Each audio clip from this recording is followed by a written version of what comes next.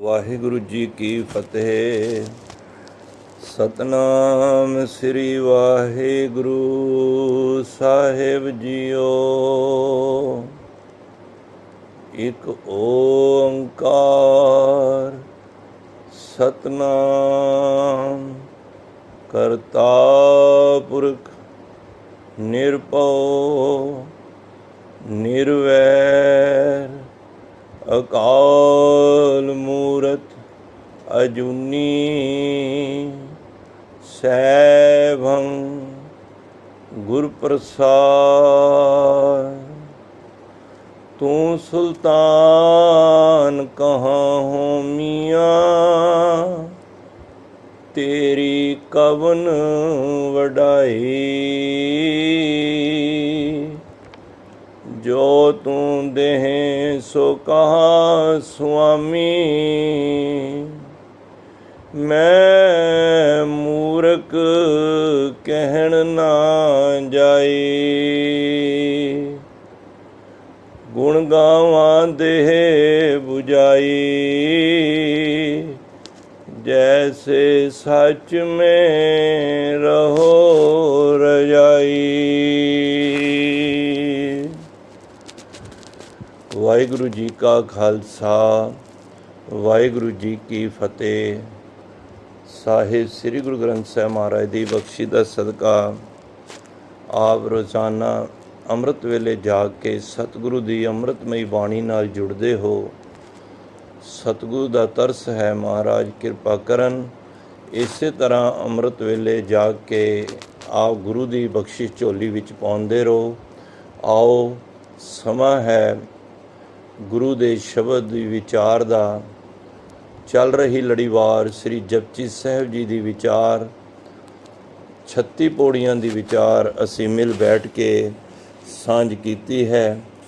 ਅੱਜ ਗੁਰੂ ਮਹਾਰਾਜ ਕਿਰਪਾ ਕਰਨ 37ਵੀਂ ਪੌੜੀ ਦੀ ਵਿਚਾਰ ਅਸੀਂ ਸਾਂਝ ਕਰਨੀ ਹੈ। ਮਨ ਬਿਰਤੀ ਇਕਾਗਰ ਕਰੀਏ। ਸਾਰੇ ਪਿਆਰ ਨਾਲ ਆਖੋ ਜੀ, ਸਤਨਾਮ ਸ੍ਰੀ ਵਾਹਿਗੁਰੂ, ਸਤਨਾਮ ਸ੍ਰੀ ਵਾਹਿਗੁਰੂ।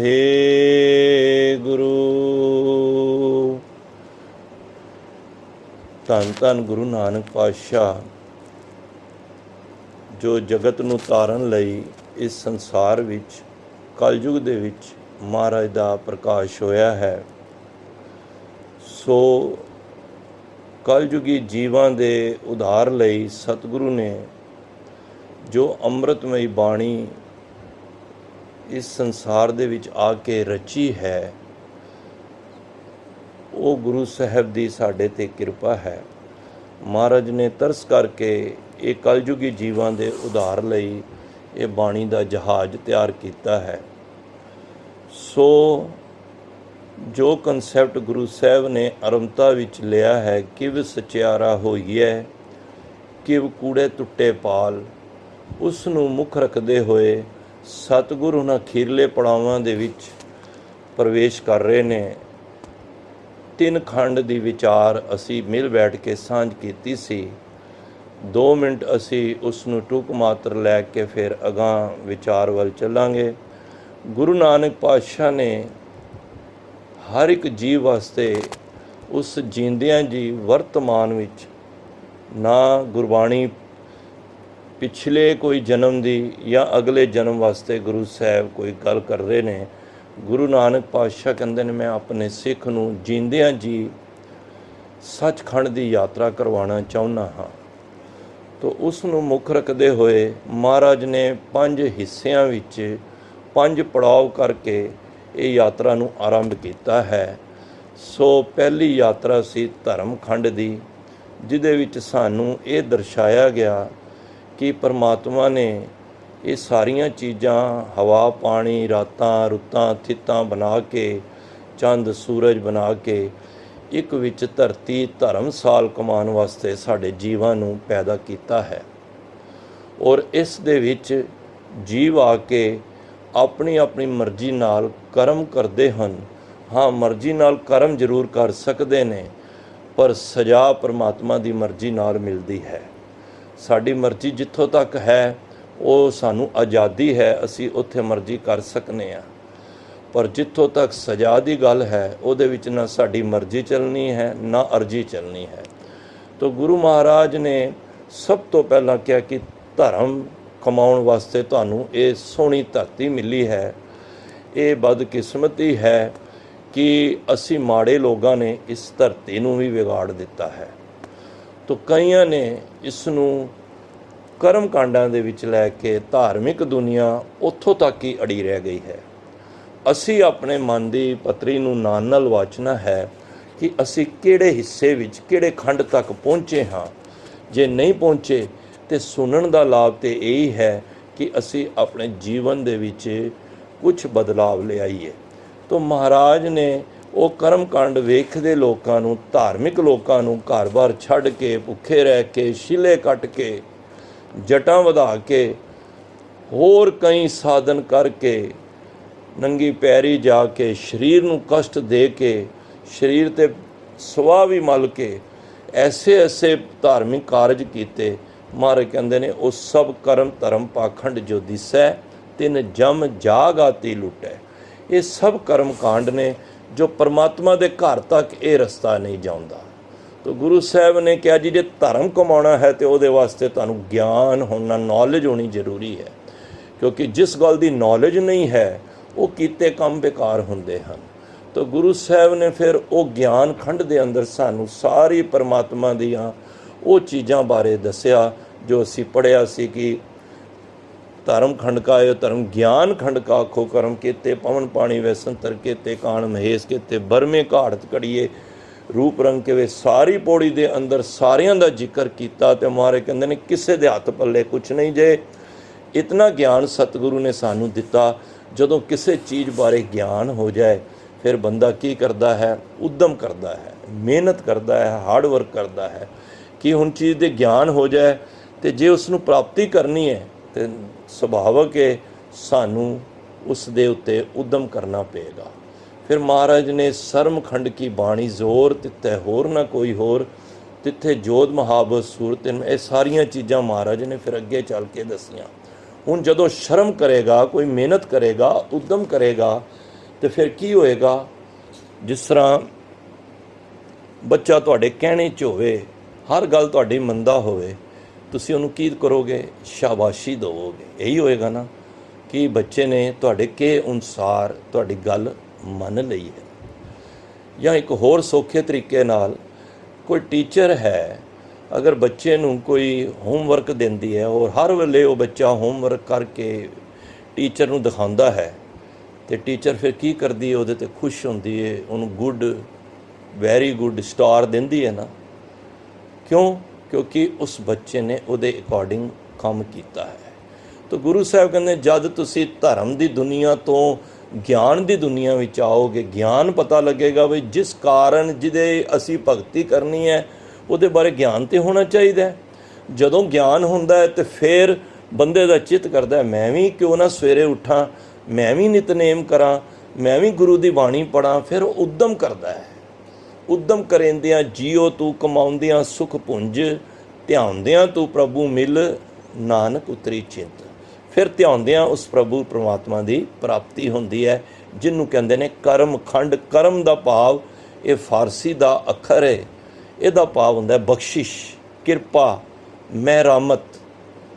ਇਹਦਾ ਭਾਵ ਹੈ ਕਿ ਹੁਣ ਪਰਮਾਤਮਾ ਨੇ ਜਦ ਤੁਸੀਂ ਉਦਮ ਕਰਨਾ ਸ਼ੁਰੂ ਕੀਤਾ, ਪਰਮਾਤਮਾ ਨੇ ਆਪਣਾ ਬਖਸ਼ਿਸ਼ ਵਾਲਾ ਕਰਮ ਖੰਡ ਖੋਲ੍ਹ ਦਿੱਤਾ। ਉਹ ਬਖਸ਼ਿਸ਼ ਵਿੱਚ ਮਹਾਰਾਜ ਹੁਣ ਬਖਸ਼ਿਸ਼ ਕਰ ਰਹੇ ਨੇ। ਕੀ ਮਿਲਦਾ ਹੈ? ਕਰਮ ਖੰਡ ਕੀ ਬਾਣੀ ਜ਼ੋਰ। ਇੱਥੇ ਜ਼ੋਰ ਪੜ੍ਹਨਾ ਹੈ, ਜ਼ੋਰ ਨਹੀਂ ਪੜ੍ਹਨਾ। ਜ਼ੱਜ਼ੇ ਦੇ ਪੈਰਾਂ ਥੱਲੇ ਬਿੰਦੀ ਲਾਣੀ ਹੈ। ਜਿਸ ਤਰ੍ਹਾਂ ਹੁਣੇ ਤੁਸੀਂ ਜਾਪ ਸਾਹਿਬ ਪੜ੍ਹਿਆ ਨਾ ਕਿ ਜ਼ਾਹਰ ਜ਼ਹੂਰ ਹੈ ਕਿ ਹਾਜ਼ਰ ਹਜ਼ੂਰ ਹੈ, ਉੱਥੇ ਜ਼ਾਹਰ ਨਹੀਂ ਹੈ। ਜ਼ਾਹਰ ਤੇ ਕੋਈ ਅੱਖਰ ਹੀ ਨਹੀਂ ਹੈ, ਜ਼ਾਹਰ ਜਿਸ ਤਰ੍ਹਾਂ ਅਸੀਂ ਕਹਿੰਦੇ ਹਾਂ ਜ਼ਰੇ ਜ਼ਰੇ ਵਿੱਚ। ਤਾਂ ਮਹਾਰਾਜ ਇੱਥੇ ਕਹਿ ਰਹੇ ਨੇ ਕਰਮ ਖੰਡ ਕੀ ਬਾਣੀ ਜ਼ੋਰ। ਜ਼ੋਰ ਹੁੰਦੀ ਹੈ ਤਾਕਤ ਤੇ ਬਾਣੀ ਹੁੰਦੀ ਹੈ ਬਨਾਵਟ। ਮਹਾਰਾਜ ਕਹਿੰਦੇ ਨੇ ਜਦੋਂ ਕੋਈ ਵੀ ਸਰੀਰ ਸਰਮ ਖੰਡ ਤੋਂ ਕਰਮ ਖੰਡ ਦੀ ਅਵਸਥਾ ਵਿੱਚ ਪਹੁੰਚਦਾ ਹੈ, ਉਸ ਸਟੇਜ ਖੰਡ ਹੁੰਦੀ, ਅਵਸਥਾ ਕਹਿ ਲਓ, ਸਟੇਜ ਕਹਿ ਲਓ, ਜਦੋਂ ਉਸ ਅਵਸਥਾ ਵਿੱਚ ਪਹੁੰਚਦਾ ਹੈ ਉਹਦੀ ਜਿਹੜੀ ਬਣਾਵਟ ਹੈ ਉਹ ਬੜੀ ਹੀ ਤਾਕਤਵਰ ਹੋ ਜਾਂਦੀ ਹੈ। ਦੇਖੋ ਦੋ ਤਰ੍ਹਾਂ ਦੀ ਤਾਕਤ ਹੈ, ਇੱਕ ਹੈ ਸਰੀਰ ਦੀ ਤਾਕਤ, ਇੱਕ ਹੈ ਆਤਮਿਕ ਤਾਕਤ, ਆਤਮਿਕ ਬਲ ਜਿਹਨੂੰ ਕਹਿੰਦੇ ਨੇ। ਤੋਂ ਮਹਾਰਾਜ ਕਹਿੰਦੇ ਨੇ ਕਿ ਉਹਦੇ ਅੰਦਰ ਇੱਕ ਆਤਮਿਕ ਤਾਕਤ ਆ ਜਾਂਦੀ ਹੈ।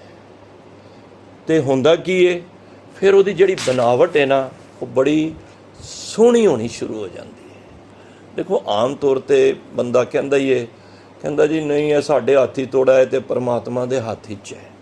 ਹੁਣ ਕਦੀ ਕੋਈ ਸ਼ਰਾਬੀ ਮਿਲੇ ਉਹਦੇ ਕੋਲ ਇਹੀ ਸੁਣੇ ਜੀ ਉਹ ਕਰਵਾ ਰਿਹਾ ਹੈ, ਉਹ ਪਰਮਾਤਮਾ ਹੀ ਕਰਵਾ ਰਿਹਾ ਹੈ, ਸਭ ਪਰਮਾਤਮਾ ਦੇ ਹੱਥ ਹੈ, ਜੋ ਪਿਲਾਉਂਦਾ ਪਿਆ ਸ਼ਰਾਬ ਉਹੀ ਪਿਲਾ ਰਿਹਾ ਹੈ। ਨਹੀਂ ਭਾਈ, ਇਹ ਤੇਰੇ ਵਿਚਾਰ ਗਲਤ ਨੇ। ਦੇਖੋ ਹੁਣ ਜਿਹੜਾ ਖੰਡ ਹੈ ਚੌਥਾ, ਕਰਮ ਖੰਡ, ਇਹ ਤਾਂ ਹੀ ਹੋਇਆ ਹੈ ਨਾ ਜੇ ਤੁਸੀਂ ਗਿਆਨ ਹੋਇਆ ਵੇ, ਧਰਮ ਦੀ ਦੁਨੀਆ ਤੋਂ ਗਿਆਨ ਦੀ ਦੁਨੀਆ, ਗਿਆਨ ਤੋਂ ਤੁਸੀਂ ਮਿਹਨਤ ਕੀਤੀ ਤਾਂ ਹੀ ਬਖਸ਼ਿਸ਼ ਹੋਈ ਹੈ ਨਾ। ਇਸ ਤੋਂ ਪਹਿਲਾਂ ਬਖਸ਼ਿਸ਼ ਨਹੀਂ ਹੈ। ਚੌਥੇ ਖੰਡ ਵਿੱਚ ਆ ਕੇ ਤਾਂ ਸਾਨੂੰ ਇਹ ਚੀਜ਼ਾਂ ਦਾ ਗਿਆਨ ਹੋਏਗਾ ਕਿ ਮਹਾਰਾਜ ਦੀ ਇਤਨੀ ਬਖਸ਼ਿਸ਼ਾਂ ਨੇ। ਤਾਂ ਦੇਖੋ ਮਹਾਰਾਜ ਕਹਿੰਦੇ ਨੇ ਇੱਥੇ ਤੇ ਇਹ ਨਾ ਸੋਚੋ ਕਿ ਜੋ ਪਰਮਾਤਮਾ ਕਰਵਾ ਰਿਹਾ ਤੇ ਪਰਮਾਤਮਾ ਤੇ ਫਿਰ ਇਹ ਵੀ ਕਹਿ ਰਿਹਾ ਆਪੇ ਬੀਜ ਆਪੇ ਹੀ ਖਾ। ਕਿ ਜੋ ਤੂੰ ਕਹਿ ਰਿਹਾ ਨਾ ਬੀਜੇ ਬਿਖ ਮੰਗੇ ਅੰਮ੍ਰਿਤ, ਵੇਖੋ ਇਹ ਨਿਆਓ, ਇੱਥੇ ਤੇ ਉਹ ਗੱਲ ਹੈ ਜਿਹੜੀ ਚੀਜ਼ ਤੂੰ ਬੋਣੀ ਹੈ ਤੈਨੂੰ ਉਹੀ ਪ੍ਰਾਪਤ ਹੋਣੀ ਹੈ। ਇਹ ਪਰਮਾਤਮਾ ਤੇ ਨਾ ਸੱਟ ਕਿ ਇਹ ਪਰਮਾਤਮਾ ਮੇਰੇ ਕੋਲ ਮਾੜੇ ਕੰਮ ਕਰਾ ਰਿਹਾ ਹੈ। ਇੱਕ ਆਂਦਾ ਖੇਤ ਸਰੀਰ ਜੋ ਬੀਜੀਏ ਸੋ ਅੰਤ ਖਲੋਆ ਆਏ। ਜਿਹੜਾ ਇਸ ਸ਼ੇਰ ਰੂਪੀ ਖੇਤ ਵਿੱਚ ਕੋਈ ਵੀ ਅਸੀਂ ਚੀਜ਼ ਬੋਵਾਂਗੇ ਉਹੀ ਸਾਨੂੰ ਪ੍ਰਾਪਤ ਹੋਏਗੀ। ਤਾਂ ਗੁਰੂ ਮਹਾਰਾਜ ਇੱਥੇ ਸਾਨੂੰ ਇਹ ਕਹਿ ਰਹੇ ਨੇ ਭਾਈ ਉਸ ਅਵਸਥਾ ਵਿੱਚ ਆ ਕੇ ਕਰਮਖੰਡ ਦੀ ਉਹਦੀ ਆਤਮਿਕ ਬਲ ਹੈ ਜਿਹੜਾ ਉਹ ਬਹੁਤ ਵੱਧ ਜਾਂਦਾ ਹੈ। ਤਿੱਥੈ ਹੋਰ ਨਾ ਕੋਈ ਹੋਰ, ਉਸ ਅਵਸਥਾ ਵਿੱਚ ਫਿਰ ਉਹਨੂੰ ਪਰਮਾਤਮਾ ਤੋਂ ਇਲਾਵਾ ਕੋਈ ਨਜ਼ਰ ਨਹੀਂ ਆਉਂਦਾ। ਉਹ ਫਿਰ ਗੱਲ ਵੀ ਕਰੇਗਾ ਪਰਮਾਤਮਾ ਦੀ ਕਰੇਗਾ, ਸੁਣੇਗਾ ਵੀ ਪਰਮਾਤਮਾ ਦੀ ਗੱਲ, ਕਿਉਂਕਿ ਉਹਨੂੰ ਗਿਆਨ ਹੋ ਗਿਆ, ਉਹਨੇ ਮਿਹਨਤ ਕੀਤੀ, ਉਹਨੂੰ ਪਤਾ ਲੱਗ ਗਿਆ ਬਈ ਦੁਨੀਆ ਦੇ ਝਮੇਲੇ, ਦੁਨੀਆ ਦੀਆਂ ਬੇਕਾਰ ਦੀਆਂ ਗੱਲਾਂ ਉਹਦੇ ਵਿੱਚ ਨਹੀਂ ਪੈਂਦਾ। ਉਹ ਸਿਰਫ ਪਰਮਾਤਮਾ ਤੋਂ ਇਲਾਵਾ ਆਪਣੀ ਜ਼ਿਹਨ ਵਿੱਚ ਉਹਨੂੰ ਕੋਈ ਨਜ਼ਰ ਨਹੀਂ ਆਉਂਦਾ। ਉਹਨੂੰ ਇੱਥੇ ਆਉਂਦਾ ਈਬੇ ਬੀਠਲ ਊਬੇ ਬੀਠਲ, ਬੀਠਲ ਬਿਨ ਸੰਸਾਰ ਨਹੀਂ। ਉਹ ਤੇ ਫਿਰ ਹਰ ਇੱਕ 'ਚੋਂ ਰੱਬ ਹੀ ਲੱਭਦਾ ਹੈ। ਜਾਂ ਜਾਂ ਦੇਖਾਂ ਤੈਂ ਹਦੂਰ ਦੂਰ ਕਤੂ ਨਾ ਜਾਈ, ਰਵ ਰਿਹਾ ਸਰਬਤਰ ਮੈਂ ਮਨ ਸਦਾ ਤੇ ਆਈ। ਦੇਖੋ ਇਹ ਬਖਸ਼ਿਸ਼ ਦਾ ਖੰਡ ਖੁੱਲ੍ਹਿਆ ਹੈ, ਉਹਦੇ ਵਿੱਚ ਦੇਖੋ ਕਿੰਨੀ ਅਵਸਥਾ ਉੱਚੀ ਹੋ ਰਹੀ ਹੈ, ਕਿਉਂਕਿ ਮਹਾਰਾਜ ਉਸ ਨੂੰ ਸੱਚਖੰਡ ਤੱਕ ਲਿਆਉਣਾ ਚਾਹੁੰਦੇ ਨੇ। ਇਸੇ ਪੌੜੀ ਵਿੱਚ ਸੱਚਖੰਡ ਦਾ ਵੀ ਜ਼ਿਕਰ ਆਏਗਾ, ਕਿਉਂਕਿ ਦੋ ਖੰਡ ਨੇ ਇਸ ਪੌੜੀ ਦੇ ਵਿੱਚ। ਤਾਂ ਗੁਰੂ ਮਹਾਰਾਜ ਕਹਿੰਦੇ ਨੇ ਉਹਦੀ ਅਵਸਥਾ ਇਹੋ ਜਿਹੀ ਹੋ ਜਾਂਦੀ ਹੈ ਕਿ ਉਹਨੂੰ ਪਰਮਾਤਮਾ ਤੋਂ ਇਲਾਵਾ ਹੁਣ ਕੋਈ ਵੀ ਨਜ਼ਰ ਨਹੀਂ ਆਉਂਦਾ। ਉਹਨੂੰ ਹੁਣ ਆਪਣੀ ਮਾਂ ਵਿੱਚੋਂ ਵੀ ਪਰਮਾਤਮਾ, ਘਰਵਾਲੀ ਵਿੱਚੋਂ ਵੀ, ਬੱਚਿਆਂ ਵਿੱਚੋਂ ਵੀ, ਹਰ ਤਰਫ ਉਹਨੂੰ ਪਰਮਾਤਮਾ ਹੀ ਪਰਮਾਤਮਾ ਨਜ਼ਰ ਆਉਂਦਾ ਹੈ। ਤਿੱਥੈ ਜੋਧ ਮਹਾਬਲ ਸੂਰ, ਉਸ ਅਵਸਥਾ ਵਿੱਚ ਉਹ ਜੋਧਾ ਮਹਾਬਲ ਸੂਰਬੀਰ ਹੋ ਜਾਂਦਾ ਹੈ। ਸੂਰਬੀਰ ਉਹ ਵੀ ਹੁੰਦੇ ਨੇ ਜਿਹੜੇ ਜੰਗਾਂ ਵਿੱਚ ਲੜਾਈਆਂ ਲੜਦੇ ਨੇ, ਉਹ ਵੀ ਸੂਰ ਨੇ। ਪਰ ਗੁਰੂ ਸਾਹਿਬ ਜਿਹੜਾ ਇੱਥੇ ਸੂਰ ਦਾ ਗਮ ਕਹਿ ਰਹੇ ਨੇ ਨਾ, ਸੂਰਬਲੀ ਕੌਣ ਹੈ? ਜਿਹਨੂੰ ਨਾਮ ਦਾ ਰੰਗ ਲੱਗ ਗਿਆ। ਰੋਜ਼ ਪੜ੍ਹੀਦਾ ਜਾਕੋ ਹਰ ਰੰਗ ਲਾਗੋ, ਇਸ ਯੁੱਗ ਮੈਂ ਸੋ ਕਈਅਤ ਹੈ ਸੂਰਾ। ਜਿਹਨੂੰ ਨਾਮ ਦਾ ਰੰਗ ਲੰਘ ਗਿਆ ਤੇ ਉਹ ਸੂਰਾ ਹੈ। ਆਤਮ ਜਿਣੈ ਸਗਲ ਵਸ ਤਾਂ ਕੇ ਜਾਕਾ ਸਤਿਗੁਰ ਪੂਰਾ, ਠਾਕੁਰ ਗਾਈਏ ਆਤਮ ਰੰਗ ਸਰਨੀ ਪਾਵਨ, ਨਾਮ ਧਿਆਵਨ ਸਹਿ ਸਮਾਵਨ ਸੰਗ, ਜਨ ਕੇ ਚਰਨ ਵਸੇ ਮੇਰੇ ਹੀਰੇ ਸੰਗ ਪੁਨੀਤਾ ਦੇਈ। ਮਹਾਰਾਜ ਕਹਿੰਦੇ ਨੇ ਜਨ ਕੀ ਧੂੜ ਦਿਓ ਕਿਰਪਾ ਨਿਧ, ਨਾਨਕ ਕੈ ਸੁਖ ਇਹੀ। ਉਹਦੇ ਅੰਦਰ ਇੱਕ ਰੰਗ ਨਾਮ ਦਾ ਰੰਗ ਕੀ ਪਿਆਰ, ਜਾਕੋ ਹਰ ਰੰਗ, ਹਰੀ ਦੇ ਨਾਮ ਦਾ ਪਿਆਰ ਰੰਗ ਉਸ ਨੂੰ ਲੱਗ ਜਾਂਦਾ ਹੈ ਤੇ ਉਹ ਫਿਰ ਸੂਰਾ ਹੋ ਜਾਂਦਾ ਹੈ। ਸੂਰਾ ਤੋਂ ਭਾਵ ਉਹਨੇ ਆਤਮਾ ਨੂੰ, ਮਨ ਨੂੰ ਜਿੱਤ ਲਿਆ ਹੈ। ਉਹ ਹੁਣ ਵਿਕਾਰਾਂ ਅੱਗੇ ਨੱਚਦਾ ਨਹੀਂ ਹੈ। ਅਸੀਂ ਸਾਰੇ ਲੋਕ ਕਾਮ, ਕ੍ਰੋਧ, ਲੋਭ, ਮੋਹ, ਹੰਕਾਰ ਦੀ ਉਂਗਲੀਆਂ ਤੇ ਨੱਚ ਰਹੇ ਹਾਂ। ਕਿਸੇ ਨੂੰ ਕਾਮ ਨਚਾ ਰਿਹਾ ਹੈ, ਕਿਸੇ ਨੂੰ ਕ੍ਰੋਧ ਨਚਾ ਰਿਹਾ ਹੈ, ਕਿਸੇ ਨੂੰ ਲੋਭ ਨਚਾ ਰਿਹਾ ਹੈ, ਕਿਸੇ ਨੂੰ ਹੰਕਾਰ ਨਚਾ ਰਿਹਾ ਹੈ। ਸਾਰੇ ਨੱਚ ਰਹੇ ਹਾਂ ਅਸੀਂ, ਤਾਂ ਹੀ ਅਸੀਂ ਸੂਰੇ ਨਹੀਂ ਹਾਂ। ਤੇ ਜਿਹੜਾ ਸੂਰਾ ਹੋ ਜਾਂਦਾ ਹੈ, ਯੋਧਾ ਹੁੰਦਾ ਹੈ, ਉਹ ਇਹਨਾਂ ਇੰਦਰੀਆਂ ਨੂੰ ਜਿੱਤ ਲੈਂਦਾ ਹੈ। ਬਾਬਾ ਬੁੱਢਾ ਜੀ ਵਰਗੇ, ਜਿਨ੍ਹਾਂ ਨੂੰ ਇੰਦਰੀ ਜਿੱਤ ਕਹਿੰਦੇ ਨੇ, ਉਹਨਾਂ ਦੀ ਅਵਸਥਾ ਬਣ ਗਈ ਸੀ। ਤੇ ਜਿਹੜਾ ਲੋਭ ਨੂੰ ਜਿੱਤ ਲੈਂਦਾ, ਲਾਲਚ ਨੂੰ ਜਿੱਤ ਲੈਂਦਾ ਹੈ। ਦੇਖੋ, ਘਰ ਵਿੱਚ ਤੰਗੀ ਬਹੁਤ ਹੈ, ਪਰ ਸਾਹਮਣੇ ਰਿਸ਼ਵਤ ਪਈ ਹੈ, ਉਹ ਰਿਸ਼ਵਤ ਨਹੀਂ ਲੈਂਦਾ, ਉਹ ਤੰਗੀ ਨਾਲ ਲੜ ਲੇਗਾ। ਉਹ ਕਹੇਗਾ ਮੈਂ ਰਿਸ਼ਵਤ ਨਹੀਂ ਲੈਣੀ। ਉਹਨੇ ਲਾਲਚ ਨੂੰ ਜਿੱਤ ਲਿਆ। ਅਸੀਂ ਤੇ ਇਹ ਕਹਿੰਦੇ ਹਾਂ ਨਾ ਕਿ ਉਹ ਰਿਸ਼ਤੇਦਾਰ ਨੇ ਸਾਨੂੰ ਹਰਾ ਦਿੱਤਾ ਹੈ, ਰਿਸ਼ਤੇਦਾਰ ਨੇ ਸਾਡਾ ਉਹ ਕੀਤਾ ਹੈ। ਕਦੀ ਅਸੀਂ ਕਿਹਾ ਸਾਨੂੰ ਲਾਲਚ ਨੇ ਮਾਰ ਰੱਖਿਆ, ਸਾਨੂੰ ਕ੍ਰੋਧ ਨੇ ਮਾਰ ਰੱਖਿਆ। ਤੋ ਐਸੇ ਕੋਈ ਵਿਰਲੇ ਹੀ ਹੁੰਦੇ ਨੇ ਜਿਹੜੇ ਸਾਹਮਣੇ ਰਿਸ਼ਵਤ ਪਈ ਹੋਏ ਤੇ ਰਿਸ਼ਵਤ ਨੂੰ ਠੋਕਰ ਮਾਰ ਦੇਣ, ਆਪਣੀ ਜ਼ਿੰਦਗੀ ਤੰਗੀ ਨਾਲ ਕੱਟ ਲੈਂਦੇ ਨੇ। ਉਹਨੂੰ ਕਹਿੰਦੇ ਨੇ ਸੂਰਮਾ। ਦੇਖੋ ਕਿੰਨੀ ਵੱਡੀ ਗੱਲ ਹੈ। ਜਿਨ ਮਿਲ ਮਾਰੇ ਪੰਜ ਸੂਰਬੀਰ, ਐਸੋ ਕੌਣ ਬਲੀਰੇ। ਜਿਨਨੇ ਪੰਜਾਂ ਨੂੰ ਮਾਰਤਾ, ਪਰ ਅਸੀਂ ਪੰਜਾਂ ਦੇ ਵੱਸ ਹੋ ਗਏ। ਅਸੀਂ ਇੱਕ ਇੱਕ ਦੇ ਅਧੀਨ ਹੋ ਗਏ। ਅਸੀਂ ਕਾਮ ਦੇ ਅਧੀਨ ਹੋ ਕੇ ਨੱਚ ਰਹੇ ਹਾਂ।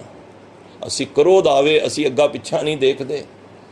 ਪਰ ਜਿਹਨੂੰ ਬਾਣੀ ਸਮਝ ਆ ਜਾਏ, ਉਹ ਕ੍ਰੋਧ ਆਉਂਦਾ, ਉਸੇ ਵੇਲੇ ਧਿਆਨ ਆ ਜਾਂਦਾ, ਇਹ ਗੱਲ ਤੇ ਮੇਰੇ ਗੁਰੂ ਨੂੰ ਚੰਗੀ ਨਹੀਂ ਲੱਗਦੀ, ਮੈਂ ਕ੍ਰੋਧ ਨਹੀਂ ਕਰਨਾ। ਕਿਸੇ ਦਾ ਮਾੜਾ ਸੋਚ ਰਿਹਾ ਸੀ, ਸੋਚਦੇ ਸੋਚਦੇ ਉਹਨੂੰ ਯਾਦ ਆ ਗਿਆ ਕਿ ਮੈਂ ਅੰਮ੍ਰਿਤ ਵੇਲੇ ਜਾ ਕੇ ਸੁਣਿਆ ਸੀ ਫਲਾਣੇ ਬਾੜੇ ਬੁਰਾ ਨਹੀਂ ਕਰਨਾ। ਮੈਂ ਉਸੇ ਟਾਈਮ ਕਦਮ ਪਿੱਛੇ ਢਾ ਲਏ। ਇਹ ਸਮਝੋ ਕਿ ਤੁਹਾਨੂੰ ਕਰਮ ਖੰਡ ਦੀ ਅਵਸਥਾ ਵਿੱਚ ਤੁਸੀਂ ਪਹੁੰਚ ਰਹੇ ਹੋ। ਇਹ ਇੰਦਰੀਆਂ ਨੂੰ ਤੁਸੀਂ ਵਸ ਕਰ ਰਹੇ ਹੋ। ਸਿਰਫ 2 ਮਿੰਟ ਦੀ ਗੱਲ ਹੁੰਦੀ ਹੈ। ਗੁੱਸਾ ਆ ਜਾਏ, 2 ਮਿੰਟ ਅਗਰ ਬੰਦਾ ਰੁਕ ਜਾਏ ਤੇ ਕਈ ਬਲਾਵਾਂ ਟੱਕ ਜਾਂਦੀਆਂ ਨੇ। ਇਹ ਹੁਣ ਤੁਸੀਂ ਜੇਲ੍ਹਾਂ ਵਿੱਚ ਜਾ ਕੇ ਦੇਖੋ, ਕਈ ਬੰਦਿਆਂ ਕੋਲੋਂ, ਖੂਨੀ ਬੰਦੇ ਜਿਨ੍ਹਾਂ ਨੇ ਮਰਡਰ ਕੀਤੇ ਹੋਏ ਨੇ, ਉਹਨਾਂ ਕੋਲੋਂ ਪੁੱਛੋ, ਉਹ ਕਹਿਣਗੇ ਪਤਾ ਹੀ ਨਹੀਂ ਲੱਗਿਆ, 2 ਮਿੰਟ ਐਸਾ ਗੁੱਸਾ ਆਇਆ ਤੇ ਪਤਾ ਨਹੀਂ ਕੀ ਹੋਇਆ, ਪਰ ਸਾਰੀ ਉਮਰ ਪਛਤਾਵਾ ਹੈ। ਤਾਂ ਗੁਰੂ ਸਾਹਿਬ ਕਹਿੰਦੇ ਨੇ, ਅਗਰ ਜਦੋਂ ਤੈਨੂੰ ਇਹ ਚੀਜ਼ਾਂ ਤੇਰੇ ਤੇ ਹਾਵੀ ਹੋਣ, ਤੂੰ ਉਸ ਟਾਈਮ ਪਰਮਾਤਮਾ ਦਾ ਸਿਮਰਨ ਕਰ। ਇਤਨੀ ਸੋਚ ਲਿਆ ਕਿ ਮੈਂ ਸੰਗਤ ਵਿੱਚੋਂ ਸੁਣਿਆ ਕਿ ਇਹ ਕਾਰਜ ਨਹੀਂ ਕਰਨਾ। ਜੇ ਤੂੰ ਆਪਣੇ ਕਦਮ ਵਾਪਸ ਖਿੱਚ ਲੈ ਤੇ ਤੂੰ ਸ਼੍ਰੇਣੀ 'ਚ ਆ ਜਾਏਗਾ ਸੂਰਾਂ ਦੀ, ਯੋਧਿਆਂ ਦੀ, ਮਹਾਬਲੀਆਂ ਦੀ। ਇੱਕ ਤਾਂ ਸਰੀਰਕ ਹੁੰਦਾ ਨਾ ਤਾਕਤ, ਆਤਮਾ ਨੂੰ ਜਿੱਤਣਾ ਸਭ ਤੋਂ ਮਾਈ ਮਾਰੇ ਨੇ ਕਿਹਾ, ਮਨ ਜੀਤੇ ਜਗ ਜੀਤ। ਮਨ ਨੂੰ ਜਿੰਨੇ ਜਿੱਤ ਲਿਆ, ਉਹਨੇ ਜਗ ਨੂੰ ਜਿੱਤ ਲਿਆ। ਤਾਂ ਗੁਰੂ ਸਾਹਿਬ ਇੱਥੇ ਇਹੀ ਖਿਆਲ ਦੇ ਰਹੇ ਨੇ ਕਿ ਤਿਥੈ ਜੋਧ ਮਹਾਬਸੂਰ, ਤਿਨ ਮੇ ਰਾਮ ਰਿਹਾ ਭਰਪੂਰ। ਭਰਪੂਰ ਹੁੰਦਾ ਨੱਕਾ ਨੱਕ। ਕੋਈ ਗਲਾਸ ਭਰਿਆ ਹੋਵੇ ਨਾ, ਕਹਿੰਦਾ ਨੱਕਾ ਨੱਕ ਭਰਿਆ ਹੋਇਆ ਹੈ। ਉਸ ਅਵਸਥਾ ਵਿੱਚ, ਉਸ ਗੁਰਮੁਖ ਦੇ ਹਿਰਦੇ ਦੇ ਵਿੱਚ ਤਿੰਨ ਮਹਿ, ਉਹਦੇ ਹਿਰਦੇ ਵਿੱਚ ਕੀ ਹੁੰਦਾ ਹੈ? ਰਾਮ ਰਿਹਾ। ਪਰ ਰਾਮ ਕਿਹੜਾ? ਦਸ਼ਰਥ ਵਾਲਾ ਰਾਮ ਨਹੀਂ। ਰਾਮ ਜਿਹੜਾ ਰਮਿਆ ਹੋਇਆ ਸਾਰਿਆਂ ਦੇ ਵਿੱਚ, ਜਿਹੜਾ ਘਟ ਘਟ ਮੇ ਹਰਜੂ ਬਸੇ ਵਾਲਾ ਰਾਮ, ਉਹ ਉਹਦੇ ਹਿਰਦੇ ਵਿੱਚ ਨੱਕਾ ਨੱਕ ਭਰ ਜਾਂਦਾ ਹੈ। ਉਹਨੂੰ ਹੁਣ ਰਾਮ ਤੋਂ ਇਲਾਵਾ ਕੁਝ ਨਜ਼ਰ ਨਹੀਂ ਆਉਂਦਾ। ਹੁਣ ਸਾਰਿਆਂ ਦੇ ਵਿੱਚ ਰਾਮ ਹੈ। ਦੇਖੋ, ਮੇਰੇ ਵਿੱਚ ਵੀ ਰਾਮ ਹੈ, ਤੁਹਾਡੇ ਵਿੱਚ ਵੀ ਰਾਮ ਹੈ। ਪਰ ਜਿਨ੍ਹਾਂ ਨੇ ਇਸ ਗੱਲ ਨੂੰ ਸਮਝ ਲਿਆ ਕਿ ਮੇਰੇ ਅੰਦਰ ਰਾਮ ਹੈ, ਅਸੀਂ ਸਮਝਿਆ ਨਹੀਂ। ਜਿਨ੍ਹਾਂ ਨੇ ਸਮਝ ਲਿਆ, ਉਹਨਾਂ ਦੀ ਅਵਸਥਾ ਉੱਚੀ ਹੋ ਜਾਂਦੀ ਹੈ।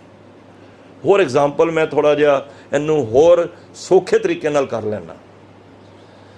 2 ਗੁਆਂਢਣਾਂ ਨੇ, ਇੱਕ ਨਾਲ ਰਹਿੰਦੀ ਹੈ ਤੇ ਇੱਕ ਨਾਲ, ਦੋਨੋਂ ਨਾਲ ਰਹਿੰਦੀਆਂ ਨੇ। ਦੋਨੋਂ ਦੁੱਧ ਘਰ ਲੈ ਕੇ ਆਉਂਦੀਆਂ ਨੇ ਸਵੇਰੇ 4-4 5-5 ਕਿਲੋ। ਹੁਣ ਦੁੱਧ ਲਿਆਂਦੀ ਹੈ, ਰੋਜ਼ ਲਿਆਂਦੇ ਨੇ, ਤੇ ਜਿਹੜੀ ਨਾਲ ਵਾਲੀ ਹੁੰਦੀ ਉਹ ਦਹੀਂ ਵੀ ਲੈ ਕੇ ਆ ਰਹੀ ਹੈ ਤੇ ਘਿਓ ਵੀ ਲੈ ਕੇ ਆ ਰਹੀ ਹੈ। ਤੇ ਜਿਹੜੀ ਉਹ ਹੁੰਦੀ ਉਹ ਕਹਿੰਦੀ ਤੂੰ ਕਿਉਂ ਨਹੀਂ ਲੈ ਕੇ ਆਉਂਦੀ, ਮੈਂ ਰੋਜ਼ ਲੈ ਕੇ ਆਉਂਦੀ ਹਾਂ। ਮੇਰਾ ਕੰਸੈਪਟ ਇਹ ਚੱਲ ਰਿਹਾ ਕਿ ਤਿੰਨ ਮੇ ਰਾਮ ਰਿਹਾ ਭਰਪੂਰ। ਸਾਡੇ 'ਚ ਅੰਦਰ ਹੈਗਾ। ਪਰ ਉਹ ਕਹਿੰਦੀ ਹੈ ਮੈਂ ਤੈਨੂੰ ਕਦੀ ਦਹੀਂ ਲਿਆਂਦਿਆਂ ਨਹੀਂ ਵੇਖਿਆ।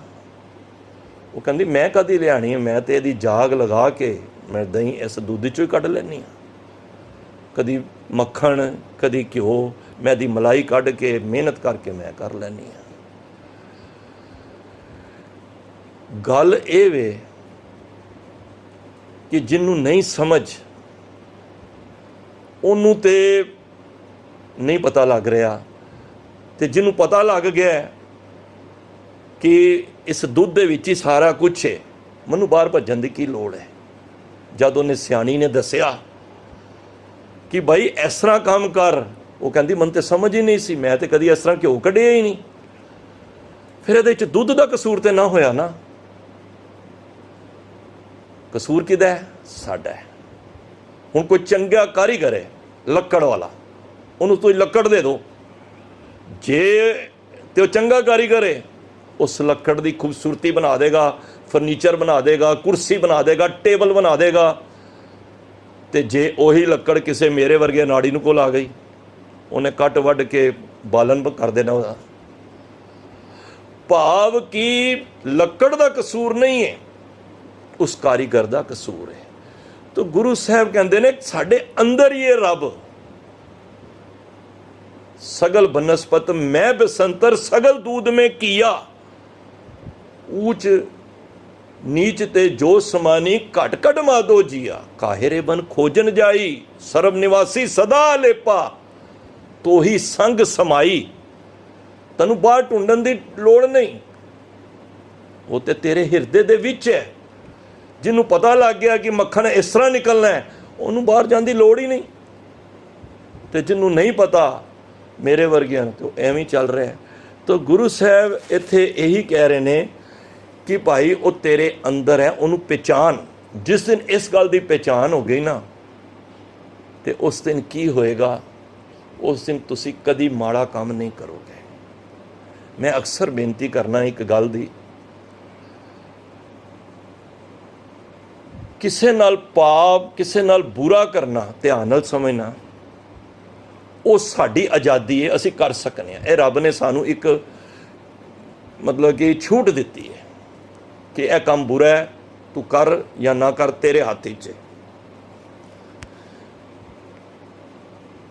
पर जे मैं कर लिया, वो मेरी आज़ादी है, और मैनू खिमा कर देना। जदों मेरे उत्ते सज़ा लगनी है, फिर मेरी आज़ादी नहीं होनी। फिर ध्यान नाल समझना, कोई बंदा क्राइम करता है, आज़ाद है, कर सकता है। हालांकि पुलिस भी होंदी है, कानून भी होंदे ने, वो करता है, उसकी आज़ादी वो कर सकता है। पर आज़ादी तद तक है जब तक उन्हें क्राइम नहीं किया। क्राइम करन तो बाद जब उन्होंने पुलिस फड़ के लै जाती है, उदों ते केस हुंदा है, फिर उसकी आज़ादी नहीं होंदी। गुरु साहब कहते ने, तुसी इस तरह मानो, मैं गुरु ग्रंथ साहब की पंक्ति पढ़ रहा सी, बिख अमृत करतार उपाय। देखो, संसार बिरक को दोए फल लाए। हुण एक बर्तन है या एक पेड़ है, उन्होंने दो तरह के फल लगे हुए हैं, एक अमृत का ते एक बिख का, जहर का। हुण तू केड़ा फल खाना है, वो तैनूं आज़ादी है। हुण देखो, सवेरे तुहानूं आज़ादी है, तुहानूं कोई रोक नहीं है, कोई रोक सके कि मैं इहनूं नहीं उठ सकता। जे तुसी उठ गए तो तुसी समझ लिया परमात्मा नूं, भाई ये परमात्मा वास्ते मैं परमात्मा दे घर पहुँचना है, असी जिंदियां जी पहुँचना है। तो जे हुण इत्थे अमृत का भी प्याला पिया है, बिख का भी पिया है, आज़ादी है सानूं। हुण कोई नहीं उठता, आज़ादी है, कोई किसी रोक टोक थोड़ा है। हुण तुसी अज नहीं उठे, कोई तुहानूं कह सकदा क्यों नहीं उठे भाई, मैं तुहानूं वो कर दांगा, नहीं, आज़ादी है तुहानूं। पर जदों तुसी सुते रहोगे सारी उम्र इसे तरह, उदों फिर तुहाडी आज़ादी नहीं चलेगी। उहदा जिहड़ा गुनाह है वो तुहानूं भुगतना पेगा।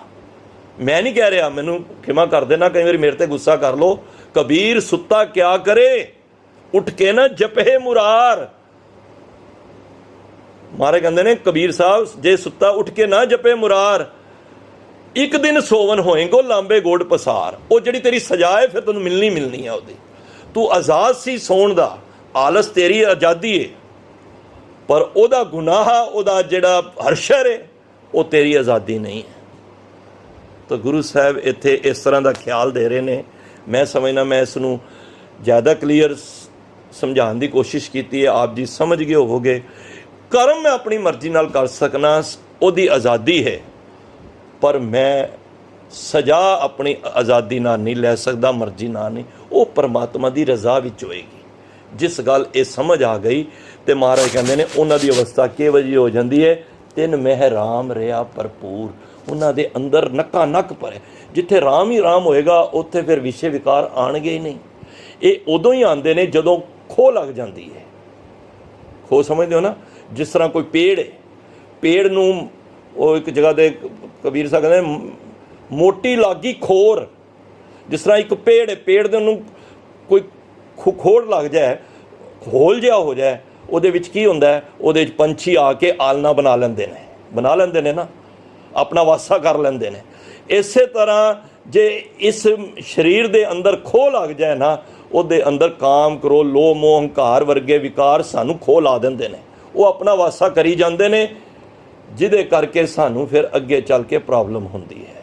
ਤਾਂ ਗੁਰੂ ਸਾਹਿਬ ਕਹਿੰਦੇ ਨੇ ਪਰ ਉਸ ਅਵਸਥਾ ਵਿੱਚ ਉਹਨਾਂ ਦੀ ਇਤਨੀ ਉੱਚੀ ਅਵਸਥਾ ਹੋ ਜਾਂਦੀ ਹੈ ਕਿ ਉਹਨਾਂ ਦਾ ਰਾਮ ਦਾ ਨਾਮ ਨਾ ਨੱਕੋ ਨੱਕ ਭਰਪੂਰ ਹੋ ਜਾਂਦਾ ਹੈ, ਉਹ ਕਿਸੇ ਨੂੰ ਥਾਂ ਹੀ ਨਹੀਂ ਮਿਲਦੀ ਰਹਿਣ ਦੀ। ਤੋ ਗੁਰੂ ਸਾਹਿਬ ਅੱਗੇ ਕਹਿੰਦੇ ਨੇ ਤਿੱਥੇ ਸੀਤੋ ਸੀਤਾ ਮਹਿਮਾ ਮਾਹੇ। ਉੱਥੇ ਸੀਤੋ, ਇੱਥੇ ਉਹ ਸੀਤਾ ਰਾਮ ਸੀਤਾ ਵਾਲਾ ਨਹੀਂ। ਜਿਸ ਤਰ੍ਹਾਂ ਇੱਕ ਕੱਪੜਾ ਫਟਿਆ ਹੋਵੇ, ਉਹਨੂੰ ਦੂਜੇ ਕੱਪੜੇ ਨਾਲ ਜੋੜਨਾ ਹੋਵੇ ਤੇ ਸੀਤੋ ਸੀਤਾ ਕਰਦੇ ਨੇ, ਜੋੜ ਦਿੰਦੇ ਆ। ਇਸੇ ਤਰ੍ਹਾਂ ਉਸ ਪਰਮਾਤਮਾ ਦੇ ਨਾਮ ਦੇ ਨਾਲ ਉਹਦਾ ਮਨ ਸੀਤਿਆ ਜਾਂਦਾ ਹੈ। ਤੇ ਮਹਾਰਾਜ ਕਹਿੰਦੇ ਨੇ ਤਾਂ ਕਿ ਰੂਪ ਨਾ ਕਥਨੇ ਜਾਹੇ। ਉਹਦੇ ਰੂਪ ਦੀ ਬਨਾਵਟ ਨੂੰ ਫਿਰ ਕੋਈ ਦੱਸ ਨਹੀਂ ਸਕਦਾ ਕਿ ਉਹ ਕਿਤਨਾ ਖੂਬਸੂਰਤ ਹੈ। ਦੇਖੋ ਰੂਪ ਕਿਹੜਾ ਹੈ, ਇੱਕ ਬਾਹਰਲੀ ਹੈ, ਇੱਕ ਅੰਦਰਲਾ ਰੂਪ ਹੈ। ਅਸੀਂ ਅਕਸਰ ਰਿਸ਼ਤੇ ਕਰਨੇ ਆ, ਸਾਰਿਆਂ ਦੀ ਇੱਕ ਮੈਂਟੈਲਿਟੀ ਹੈ ਕਿ ਸੋਹਣਾ ਚਿਹਰਾ ਹੋਣਾ ਚਾਹੀਦਾ ਹੈ। ਇਹੋ ਹੀ ਹੁੰਦਾ ਨਾ, ਜ਼ਿਆਦਾਤਰ ਤੇ ਅਸੀਂ ਇਹੋ ਦੇਖਦੇ ਹਾਂ। ਮੈਨੂੰ ਕਿਵੇਂ ਕਰ ਦੇਣਾ ਬੱਚੀ ਵਾਸਤੇ ਜਾਂ ਬੱਚੀ ਬੱਚੇ ਵਾਸਤੇ, ਬਈ ਸੋਹਣਾ ਮੈਨੂੰ ਸੰਸਾਰ ਵਿੱਚ ਸੋਹਣਾ ਰੂਪ ਹੋਵੇ ਉਹਦਾ। ਗੁਰੂ ਸਾਹਿਬ ਦਰਅਸਲ ਕਹਿੰਦੇ ਨੇ ਉਹ ਰੂਪ ਤੇ ਬਾਹਰਲੀ ਹੈ। ਉਸ ਰੂਪ ਨਾਲ ਤੇਰੀ ਜ਼ਿੰਦਗੀ ਨਹੀਂ ਨਿਕਲਣੀ, ਰੂਪ ਦੇ ਨਾਲ ਨਹੀਂ ਨਿਕਲਣੀ, ਤੇਰੇ ਅੰਦਰਲੇ ਰੂਪ ਦੇ ਨਾਲ ਤੇਰੀ ਜ਼ਿੰਦਗੀ ਨਿਕਲਣੀ ਹੈ। ਅਕਸਰ ਕੀ ਹੁੰਦਾ, ਅਸੀਂ ਬਾਹਰਲੇ ਰੂਪ ਦੇਖ ਕੇ ਅੰਦਰ ਦੇ ਰੂਪ ਨੂੰ ਪਹਿਚਾਨ ਨਹੀਂ ਪਾਉਂਦੇ। ਗੁਰੂ ਸਾਹਿਬ ਕਹਿੰਦੇ ਨੇ ਉਸ ਅਵਸਥਾ ਵਿੱਚ ਉਹਦਾ ਅੰਦਰ ਦਾ ਰੂਪ ਚੰਗਾ ਹੋ ਜਾਂਦਾ ਹੈ। ਹੁਣ ਕਿਸੇ ਵਿੱਚ ਬਹੁਤ ਗੁਣ ਹੁੰਦੇ ਨੇ, ਬਹੁਤ ਪੜ੍ਹਿਆ ਲਿਖਿਆ ਹੁੰਦੀ ਹੈ ਜਾਂ ਹੁੰਦਾ ਹੈ, ਪਰ ਉਹਦਾ ਬਾਹਰਲੀ ਨੈਣਕ ਸਹੀ ਨਹੀਂ ਹੁੰਦੇ, ਅਸੀਂ ਰਿਜੈਕਟ ਕਰ ਦਿੰਦੇ ਹਾਂ। ਤੇ ਜਿਹੜੇ ਬੜੇ ਦੇਖਣ ਨੂੰ ਖੂਬਸੂਰਤ ਅੱਛੀਆਂ ਲੱਗਦੇ ਨੇ ਜਾਂ ਲੱਗਦੀ ਹੈ, ਅਸੀਂ ਉਹੀ ਚੀਜ਼ਾਂ ਵੇਖਦੇ ਹਾਂ। ਅਖੀਰ ਵਿੱਚ ਕੀ ਹੁੰਦਾ ਹੈ, ਉੱਥੇ ਕਲ ਕਲੇਸ਼ ਹੁੰਦੇ ਨੇ, 6-8 ਸਾਲ ਬਾਅਦ ਉੱਥੇ ਡਾਈਵਰਸ ਵੀ ਹੋ ਜਾਂਦੇ ਨੇ। ਕਿਉਂ? ਅਸੀਂ ਬਾਹਰਲੀ ਰੂਪ ਦੇਖਿਆ। ਗੁਰੂ ਸਾਹਿਬ ਕਹਿੰਦੇ ਨੇ ਬੱਚੇ ਬੱਚੀ ਦੀ ਆਨੰਦ ਕਾਰਜ ਕਰੋ ਤੇ ਉਹਦੇ ਅੰਦਰ ਇਹ ਪੁੱਛਿਆ ਕਦੀ ਅਸੀਂ, ਇਹ ਅੰਮ੍ਰਿਤ ਵੇਲੇ ਜਾਗਦਾ ਹੈ ਜਾਂ ਜਾਗਦੀ ਹੈ, ਇਹ ਨਿਤਨੇਮ ਕਰਦਾ ਹੈ ਜਾਂ ਕਰਦੀ ਹੈ। ਅਸੀਂ ਇਹ ਚੀਜ਼ ਤੇ ਕਦੀ ਅਸੀਂ ਪੁੱਛੀ ਨਹੀਂ। ਅਸੀਂ ਹਮੇਸ਼ਾ ਹੀ ਇਹੋ ਪੁੱਛਨੇ ਆ। ਉਹ ਸੋਹਣਾ ਹੋਣਾ ਚਾਹੀਦਾ, ਕਮਾਉਂਦਾ ਚੰਗਾ ਹੋਵੇ, ਉਹਦਾ ਘਰ-ਬਾਰ ਕੀ ਹੈ, ਉਹ ਕੋਲ ਕਿੰਨੀਆਂ ਗੱਡੀਆਂ ਨੇ, ਇਹ ਰੂਪ ਨੂੰ ਅਸੀਂ ਦੇਖਦੇ ਹਾਂ। ਤਾਂ ਮਹਾਰਾਜ ਕਹਿੰਦੇ ਨੇ ਇੱਥੇ ਜਿਹੜੇ ਰੂਪ ਦੀ ਗੱਲ ਕਰ ਰਹੇ ਨੇ, ਮਹਾਰਾਜ ਕਹਿੰਦੇ ਨੇ ਤਾਂ ਕਿ ਰੂਪ ਨਾ ਕਥਨੇ ਜਾਏ, ਪਰ ਉਹਦਾ ਬਾਹਰਲੀ ਰੂਪ ਬੜਾ ਖੂਬਸੂਰਤ ਹੋ ਜਾਂਦਾ ਹੈ, ਅੰਦਰਲਾ ਵੀ ਰੂਪ ਖੂਬਸੂਰਤ ਹੋ ਜਾਂਦਾ ਹੈ। ਉਹਨੂੰ ਫਿਰ ਕਥਨ ਨਹੀਂ ਕੀਤਾ ਜਾ ਸਕਦਾ। ਨਾ ਉਹ ਮਰਹਿ ਨਾ ਠਾਗੇ ਜਾਹੇ, ਫਿਰ ਉਹ ਮਰਦਾ ਨਹੀਂ। ਭਾਵ ਆਤਮਕ ਮੌਤ ਨਹੀਂ ਮਰਦਾ। ਅਸੀਂ ਦਿਨ ਵਿੱਚ ਪਤਾ ਨਹੀਂ ਕਿੰਨੀ ਵਾਰੀ ਆਤਮਕ ਮੌਤ ਮਰਨੇ ਹਾਂ। ਜਦੋਂ ਰੱਬ ਤੋਂ ਵਿਸਰ ਕੇ ਗੱਲਾਂ ਕਰਨੇ ਆ, ਵਿਚਾਰ ਕਰਨੇ ਆ, ਉਹਨੂੰ ਕਹਿੰਦੇ ਨੇ ਆਤਮਕ ਮੌਤ। ਤੇ ਜਿਹੜੇ ਜਿਨ੍ਹਾਂ ਦੇ ਬਖਸ਼ਿਸ਼ ਹੋ ਜਾਂਦੀ ਹੈ, ਉਹ ਨਾ ਮਰਦੇ ਨੇ ਤੇ ਨਾ ਠੱਗੇ ਜਾਂਦੇ ਨੇ। ਹਰ ਬਿਸਰਤ ਸਦਾ ਕੁਆਰੀ ਤਾਂ ਕੋ ਧੋਖਾ ਕਹਾਂ ਵਿਆਪੇ। ਉਹ ਵਿਕਾਰਾਂ ਦੇ ਅੱਗੇ ਠੱਗੇ ਨਹੀਂ ਜਾਂਦੇ। ਅਸੀਂ ਸਭ ਵਿਕਾਰਾਂ ਦੇ ਅੱਗੇ ਠੱਗੇ ਜਾਂਦੇ ਹਾਂ।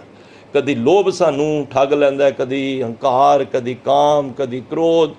ਅਸੀਂ ਸਾਰੇ ਸਭ ਕਿਸੇ ਨਾ ਕਿਸੇ ਲਾਲਚ ਦੇ ਵਿੱਚ ਠੱਗੇ ਜਾਂਦੇ ਹਾਂ। ਤੇ ਗੁਰੂ ਸਾਹਿਬ ਕਹਿੰਦੇ ਨੇ ਉਸ ਅਵਸਥਾ ਵਿੱਚ ਉਹ ਕਿਸੇ ਦੇ ਅਧੀਨ ਹੋ ਕੇ ਠੱਗੇ ਨਹੀਂ ਜਾਂਦੇ, ਕਿਉਂਕਿ ਨਾ ਉਹ ਆਤਮਕ ਮੋਤੇ ਮਰਦੇ ਨੇ। ਜਿਨ ਕੇ ਰਾਮ ਵਸੈ ਮਨ ਮਾਹੇ, ਕਿਉਂਕਿ ਉਹਨਾਂ ਦੇ ਹਿਰਦੇ ਦੇ ਵਿੱਚ ਰਾਮ ਵਰਗਾ ਵਾਹਿਗੁਰੂ ਰੱਬ ਜੀ ਆ ਕੇ ਵਸ ਜਾਂਦੇ ਨੇ। ਤਿੱਥੈ ਭਗਤ ਵਸੇ ਕੇ ਲੋ, ਉਸ ਅਵਸਥਾ ਵਿੱਚ, ਉਸ ਲੋਹ ਦੇ ਅੰਦਰ, ਭਾਵ ਉਹ ਲੋਕਾਂ ਦੇ ਅੰਦਰ ਕਈ ਤਰ੍ਹਾਂ ਦੇ ਭਗਤ ਵਸਦੇ ਹੁੰਦੇ ਨੇ। ਹੁਣ ਇਹ ਨਹੀਂ ਕਿ ਦਿੱਲੀ 'ਚ ਹੀ ਭਗਤ ਹੈਗੇ ਨੇ, ਉਹ ਪੰਜਾਬ ਵਿੱਚ ਵੀ ਨੇ, ਉਹ ਹਰਿਆਣਾ ਵਿੱਚ ਵੀ ਨੇ ਭਗਤ, ਉਹ ਪਾਕਿਸਤਾਨ ਵਿੱਚ ਹੀ ਹੋ ਸਕਦੇ ਨੇ, ਉਹ ਬੰਗਲਾਦੇਸ਼ ਵਿੱਚ ਹੀ ਹੋ ਸਕਦੇ ਨੇ, ਯੂਕੇ 'ਚ ਵੀ, ਕਨਾਡਾ ਵਿੱਚ ਵੀ, ਆਸਟ੍ਰੇਲੀਆ ਵੀ, ਅਮਰੀਕਾ ਵੀ, ਸਭ ਜਗ੍ਹਾ ਹੋ ਸਕਦੇ ਨੇ। ਉਹ ਭਗਤ, ਇੱਕ ਮੋਚੀ ਵੀ ਭਗਤ ਹੋ ਸਕਦਾ ਹੈ, ਉਹ ਇੱਕ ਛੀਬਾ ਵੀ ਭਗਤ ਹੋ ਸਕਦਾ ਹੈ।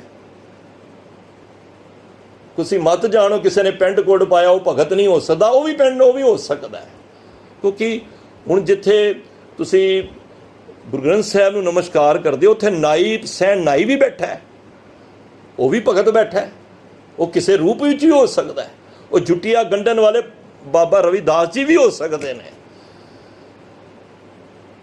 ਉਹ ਕਿਸੇ ਰੂਪ ਵਿੱਚ ਵੀ ਹੋ ਸਕਦੇ ਨੇ। ਤਾਂ ਮਹਾਰਾਜ ਕਹਿੰਦੇ ਨੇ ਤਿੱਥੈ ਭਗਤ ਵਸੇ ਕੇ ਲੋ, ਉਸ ਲੋਹ ਦੇ ਅੰਦਰ, ਲੋਕਾਂ ਦੇ ਅੰਦਰ, ਵੱਖ-ਵੱਖ ਤਰ੍ਹਾਂ ਦੇ ਵੱਖ-ਵੱਖ ਜਗ੍ਹਾ ਦੇ ਅੰਦਰ ਭਗਤ ਵਸ ਰਹੇ ਹੁੰਦੇ ਨੇ।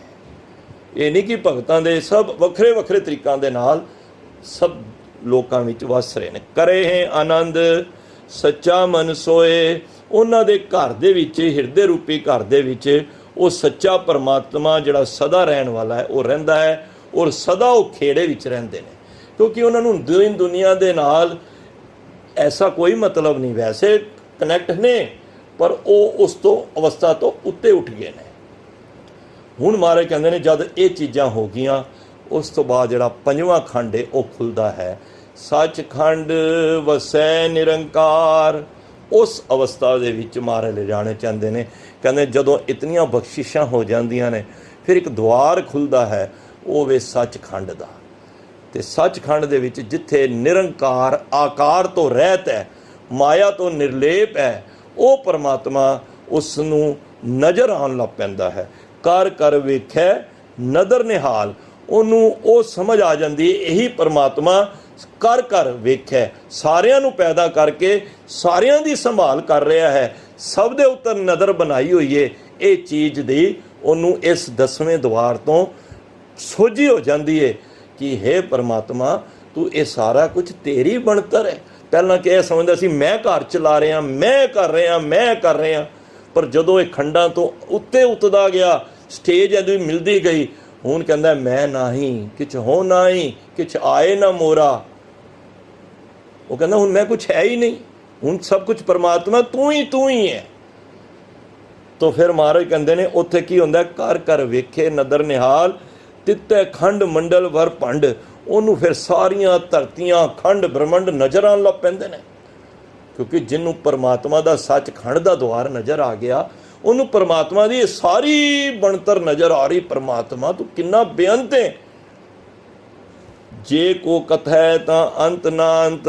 ਫਿਰ ਮਹਾਰਾਜ ਕਹਿੰਦੇ ਨੇ ਉਹ ਫਿਰ ਉਸ ਦਾ ਕਥਨਾ ਨਹੀਂ ਕਰ ਸਕਦਾ, ਉਸ ਜਿਹੜਾ ਬੇਅੰਤ ਹੈ, ਜਿਹਦਾ ਅੰਤ ਨਹੀਂ ਪਾਇਆ ਜਾ ਸਕਦਾ, ਨਾ ਐਰਲਾ ਬੰਨਾ ਨਾ ਉਹਦਾ ਬੰਨਾ। ਭਾਵ ਕਿ ਉਸ ਪਰਮਾਤਮਾ ਨੂੰ ਤਾਂ ਹੀ ਕਿਹਾ ਤੂੰ ਬੇਅੰਤ ਕੋ ਵਿਰਲਾ ਜਾਣੇ, ਤੂੰ ਬੇਅੰਤ ਹੈ। ਉਹਨੂੰ ਇਸ ਗੱਲ ਦੀ ਸਮਝ ਆ ਜਾਂਦੀ ਹੈ, ਹੇ ਪਰਮਾਤਮਾ ਤੇਰਾ ਤੇ ਕੋਈ ਅੰਤ ਹੀ ਨਹੀਂ ਹੈ। ਤਿੱਥੈ ਲੋ ਲੋ ਆਕਾਰ, ਕਈ ਲੋਕ ਨੇ, ਭਵਨ ਨੇ, ਉਹਨੂੰ ਇਹ ਸੋਝੀ ਹੋ ਜਾਂਦੀ ਹੈ। ਪਹਿਲਾਂ ਤੇ ਮੈਂ ਇਸ ਧਰਤੀ ਨੂੰ ਹੀ ਸਮਝ ਰਿਹਾ ਸੀ ਇਹੀ ਧਰਤੀ ਹੈ, ਪਰ ਜਦੋਂ ਮੈਨੂੰ ਪਰਮਾਤਮਾ ਨੇ ਬਖਸ਼ਿਸ਼ ਕੀਤੀ, ਮੈਨੂੰ ਇਹ ਗਿਆਨ ਹੋ ਗਿਆ, ਔਰ ਇਹ ਤੇ ਕਰੋੜਾਂ ਹੀ ਧਰਤੀਆਂ ਨੇ, ਕਰੋੜਾਂ ਹੀ ਅਸਮਾਨ ਨੇ, ਕੋਟ ਬ੍ਰਹਿਮੰਡ ਕੋ ਠਾਕੁਰ ਸੁਆਮੀ। ਕੋਟ ਅੱਖਰ ਤਾਂ ਹੈ ਕਿ ਅਸੀਂ ਅੱਖਰ ਯੂਜ਼ ਕਰਨ ਵਾਸਤੇ ਲਾ ਰਹੇ ਹਾਂ, ਪਰਮਾਤਮਾ ਤੇ ਬੇਅੰਤ ਤੇ ਪਤਾ ਨਹੀਂ ਕਿਤਨੀਆਂ ਧਰਤੀਆਂ ਚਲਾ ਰਿਹਾ, ਕਿਤਨੇ ਆਕਾਸ਼ ਪਤਾਲ ਨੇ, ਖੰਡ ਬ੍ਰਹਮੰਡ ਨੇ। ਮਹਾਰਾਜ ਕਹਿੰਦੇ ਨੇ ਇਹ ਸਾਰਾ ਚੀਜ਼ਾਂ ਦਾ ਉਸ ਸੱਚਖੰਡ ਦੀ ਅਵਸਥਾ ਵਿੱਚ ਆ ਕੇ ਉਹਨੂੰ ਗਿਆਨ ਹੋ ਜਾਂਦਾ ਹੈ। ਉਹਨੂੰ ਇਹ ਪਤਾ ਲੱਗ ਜਾਂਦਾ ਜਿਵ ਜਿਵ ਹੁਕਮ ਤਿਵੈ, ਤਿਵੈ ਨਹੀਂ ਪੜ੍ਹਨਾ, ਤਿਵੈ, ਜਿਵ ਜਿਵ ਹੁਕਮ ਤਿਵੈ ਤਿਵਕਾਰ। ਉਹਨੂੰ ਪਤਾ ਲੱਗ ਜਾਂਦਾ ਜਿਵੇਂ ਜਿਵੇਂ ਪਰਮਾਤਮਾ ਹੁਕਮ ਕਰਦਾ ਹੈ, ਉਵੇਂ ਉਵੇਂ ਇਹ ਸਾਰੀ ਕਾਰ ਚੱਲਦੀ ਹੈ। ਪਰਮਾਤਮਾ ਦੇ ਹੁਕਮ ਤੋਂ ਬਿਨਾਂ ਪੱਤਾ ਨਹੀਂ ਹਿਲ ਸਕਦਾ। ਇਹ ਸਭ ਕੁਝ ਕਰਨ ਵਾਲਾ ਪਰਮਾਤਮਾ ਹੀ ਹੈ। ਵੇਖੈ ਵਿਕਸੈ ਕਰ ਵਿਚਾਰ, ਉਹ ਫਿਰ ਇਹਨਾਂ ਪਰਮਾਤਮਾ ਇਹਨਾਂ ਨੂੰ ਵੇਖ ਕੇ ਖੁਸ਼ ਹੁੰਦਾ ਹੈ, ਸਾਰਾ ਕੁਝ ਵੇਖ ਰਿਹਾ, ਫਿਰ ਉਹਦੇ ਉੱਤੇ ਵਿਚਾਰ ਕਰਦਾ ਹੈ ਪਰਮਾਤਮਾ। ਤੁਸੀਂ ਕਦੋਂ ਅੱਛਾ ਕੰਮ ਕਰੋ ਨਾ, ਉਹ ਤੁਹਾਨੂੰ ਵੇਖ ਕੇ ਖੁਸ਼ ਹੁੰਦਾ ਹੈ ਕਿ ਮੇਰਾ ਬੱਚਾ ਸਵੇਰੇ ਉੱਠ ਰਿਹਾ ਹੈ। ਤੁਸੀਂ ਇਹ ਮਤ ਜਾਣੋ ਕਿ ਤੁਸੀਂ ਮਾੜਾ ਕੰਮ ਕਰ ਰਹੇ ਹੋ ਤੇ ਵੇਖ ਰਿਹਾ ਤੇ ਚੰਗਾ ਅਸੀਂ ਕੀ ਕਰਨਾ, ਅਸੀਂ ਚੰਗੇ ਕੰਮ ਨੂੰ ਉਜਾਗਰ ਕਰਨਾ ਚਾਹੁੰਦੇ ਹਾਂ, ਅਸੀਂ ਦੁਨੀਆ 'ਚ ਦਿਖਾਉਣਾ ਚਾਹੁੰਦੇ ਹਾਂ ਕਿ ਇਹ ਮੈਂ ਕੋਈ ਗੱਲ ਹੋਵੇ ਜੀ ਮੈਂ ਸਵੇਰੇ ਉੱਠਣਾ ਵਾ। ਅਰੇ ਭਾਈ, ਵਿੱਚ ਸਵੇਰੇ ਉੱਠਣ ਦੀ ਗੱਲ ਕਿੱਥੋਂ ਆ ਗਈ? ਇਹ ਚੀਜ਼ ਤੂੰ ਨਾ ਕਹਿ, ਕਿਉਂਕਿ ਹਰ ਕਾ ਭਗਤ ਪ੍ਰਗਟ ਨਹੀਂ ਛਪੈ। ਜਿਹੜਾ ਪਰਮਾਤਮਾ ਦਾ ਭਗਤ ਹੁੰਦਾ ਨਾ, ਉਹ ਤੂੰ ਨਾਮ ਹੀ ਬੋਲੇਗਾ ਨਾ, ਸੰਸਾਰ ਵਿੱਚ ਤੂੰ ਛਪੇਗਾ ਨਹੀਂ, ਪਰਮਾਤਮਾ ਤੈਨੂੰ ਪ੍ਰਗਟ ਕਰ ਦੇਗਾ। ਤੋ ਇਸ ਕਰਕੇ ਮਹਾਰਾਜ ਕਹਿੰਦੇ ਨੇ ਵੇਖਿਆ ਵਿਖਸੇ ਕਰ ਵਿਚਾਰ। ਉਹ ਸਭ ਕੁਝ ਵੇਖ ਰਿਹਾ, ਤੇਰੀ ਹਰ ਐਕਟੀਵਿਟੀ, ਚੰਗਾ ਮਾੜਾ ਕੰਮ, ਤੇਰਾ ਹਰ ਕੁਝ ਉਹ ਦੇਖ ਰਿਹਾ ਵੇ। ਤੇ ਤੂੰ ਮਤ ਜਾਣ ਕਿ ਮੈਂ ਕਿਸੇ ਦੇ ਪ੍ਰਤੀ ਚੰਗਾ ਕੰਮ ਕੀਤਾ, ਸਵੇਰੇ ਉੱਠਿਆ ਬਾਣੀ ਪੜ੍ਹਨਾ ਵਾ, ਕਿਸੇ ਦਾ ਮਾੜਾ ਕੰਮ ਨਹੀਂ ਸੋਚਦਾ, ਤੇ ਇਹ ਕੋਈ ਨਹੀਂ ਵੇਖ ਰਿਹਾ। ਕੋਈ ਨਾ ਵੇਖ ਰਿਹਾ ਹੋਵੇ, ਪਰ ਪਰਮਾਤਮਾ ਤੇਰੀ ਹਰ ਐਕਟੀਵਿਟੀ ਨੂੰ ਦੇਖ ਰਿਹਾ ਹੈ। ਤੋ ਮਹਾਰਾਜ ਅਖੀਰ ਵਿੱਚ ਕਹਿੰਦੇ ਨੇ, ਨਾਨਕ ਮਹਾਰਾਜ ਆਪ ਮੋਹਰ ਲਾ ਕੇ ਕਵੀ ਦੇ ਰੂਪ ਵਿੱਚ ਕੀ ਕਹਿ ਰਹੇ ਹਨ? ਨਾਨਕ ਕਥਨਾ ਕੜਾ ਸਾਰ। ਕਥਨਾ ਹੁੰਦਾ ਕਥਨ ਕਰਨਾ, ਬੜਾ ਹੀ ਔਖਾ ਹੈ ਇਸ ਨੂੰ ਕਥਨ ਕਰਨਾ। ਸੱਚ ਜਾਣਿਓ, ਪਰਮਾਤਮਾ ਦੀ ਸਿਫਤ ਨੂੰ ਇੰਨਾ ਔਖਾ ਹੈ। ਸਾਰ ਹੁੰਦਾ ਲੋਹਾ, ਜਿਸ ਤਰ੍ਹਾਂ ਲੋਹਾ ਚਬਾਣ, ਲੋਹਾ ਕਿੰਨਾ ਸਖਤ ਹੁੰਦਾ ਹੈ, ਕੋਈ ਲੋਹਾ ਚਬਾਣ ਵਾਲੀ ਗੱਲ ਹੈ ਜੇ ਕੋਈ ਕਵੇ ਤੇ। ਇਤਨਾ ਮਤਲਬ ਕਿ ਔਖਾ ਕੰਮ ਹੈ।